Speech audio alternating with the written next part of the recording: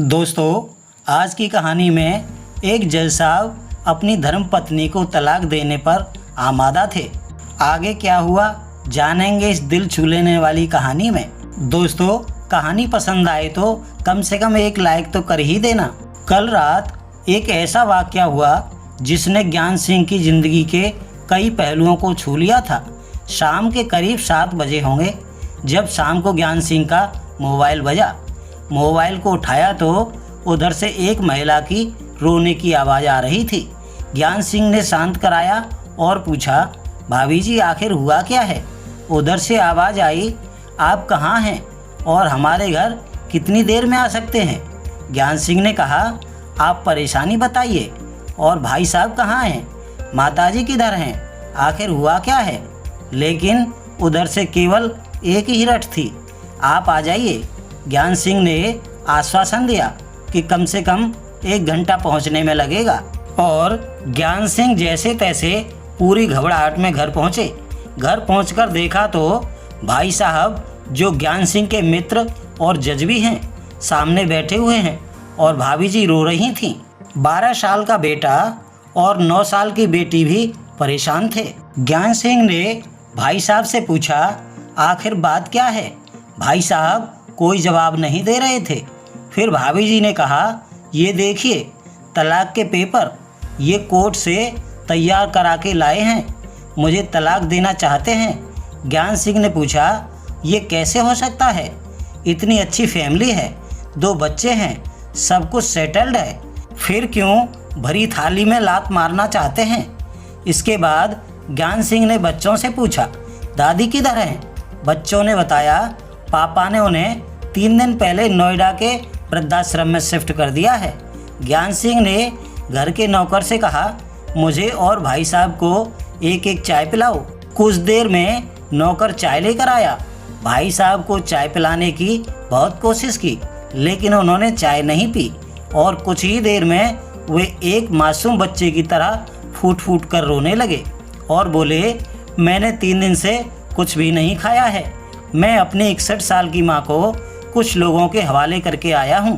पिछले साल से मेरे घर में उनके लिए इतनी मुश्किलें हो गई थी कि पत्नी यानी तुम्हारी भाभी ने कसम खा ली थी कि मैं माँ जी का ध्यान नहीं रख सकती, और ना तो ये उनसे बात करती थी और ना ही मेरे बच्चे बात करते थे। रोज़ मेरे कोर्ट से आने के बाद माँ खूब रोती थी। नौकर तक भी अपनी मनमानी से व्यवहार करते थे।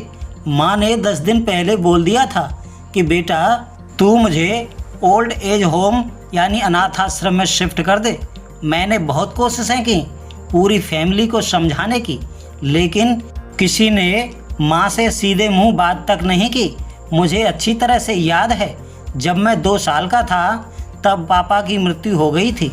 दूसरों के घरों में काम करके माँ ने मुझे पढ़ाया और मुझे इस काबिल बनाया कि आज मैं जज हूँ। लोग मुझे बताते हैं कि माँ कभी दूसरों के घरों में भी काम करते वक्त मुझे अकेला नहीं छोड़ती थी। उस माँ को मैं नोएडा के एक अनाथ आश्रम में शिफ्ट करके आया हूँ। पिछले 3 दिनों से मैं अपनी माँ के एक दुख को याद करके तड़प रहा हूँ, जो उसने केवल मेरे लिए उठाए थे। मुझे आज भी याद है जब मैं 10th की परीक्षा में अपीयर होने वाला था। माँ मेरे साथ रात भर बैठी रहती थी। एक बार माँ को बहुत तेज़ बुखार हुआ, तभी मैं स्कूल से आया था। उसका शरीर बुखार से तप रहा था।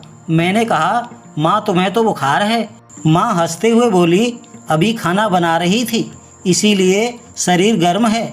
इसके अलावा माँ ने मुझे लोगों से उधार मांग कर मुझे दिल्ली विश्वविद्यालय से LLB तक पढ़ाया। मुझे ट्यूशन तक नहीं पढ़ाने देती थी कि कहीं मेरा टाइम ख़राब ना हो जाए, और कहते कहते रोने लगे और बोले, जब ऐसी माँ के हम नहीं हो सकते तो हम अपने बीवी और बच्चों के क्या होंगे? हम जिनके शरीर के टुकड़े हैं, आज हम उनको ऐसे लोगों के हवाले करके आए हैं जो उनकी आदत, उनकी बीमारी और उनके बारे में कुछ भी नहीं जानते। जब मैं ऐसी माँ के लिए कुछ नहीं कर सकता तो मैं किसी और के लिए क्या भला कर सकता हूँ?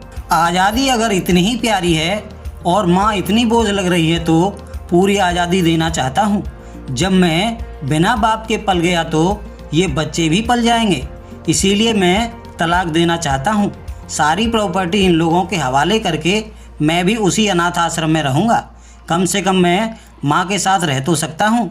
और अगर इतना सब कुछ करके भी माँ आश्रम में रहने के लिए मजबूर है तो आखिरकार एक न एक दिन मुझे भी जाना ही पड़ेगा। इसलिए अभी से माँ के साथ रहते रहते आदत भी हो जाएगी, माँ की तरह तकलीफ़ तो नहीं होगी। और बातें करते करते रात के 12:30 बज गए। ज्ञान सिंह ने भाभी जी के चेहरे की तरफ देखा तो उनके भाव भी प्रायश्चित और गिलानी से भरे हुए थे।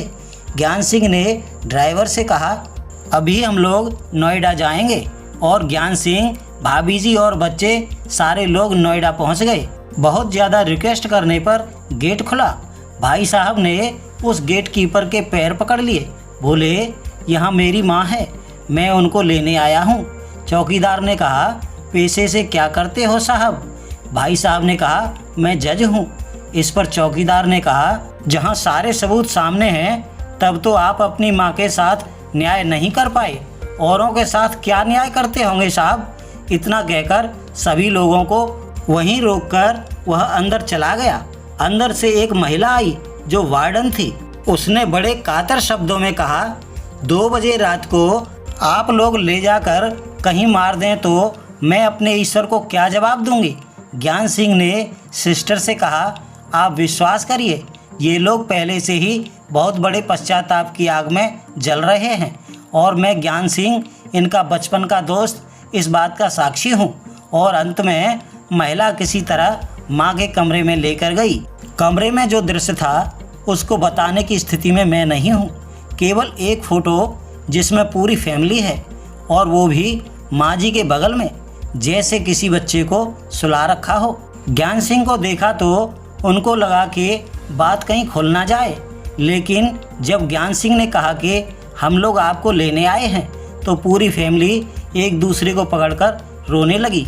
आसपास के कमरों में और भी बुजुर्ग थे। सब लोग जागकर बाहर तक आ ही गए। उनकी भी आंखें नम हो चुकी थीं। कुछ समय के बाद चलने की तैयारी हुई। पूरे आश्रम के लोग बाहर तक आए।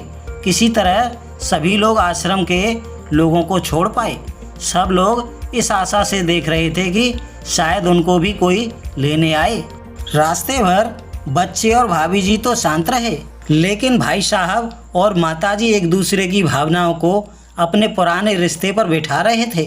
घर आते आते करीब 4 बजे का समय हो गया और अब भाभी जी भी समझ चुकी थीं कि उनकी खुशी की चाबी कहाँ रखी है और ज्ञान सिंह भी अपने घर की तरफ चल दिए।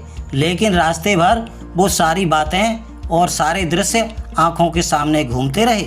दोस्तों, माँ तो केवल माँ है, उसको मरने से पहले नहीं मारना चाहिए।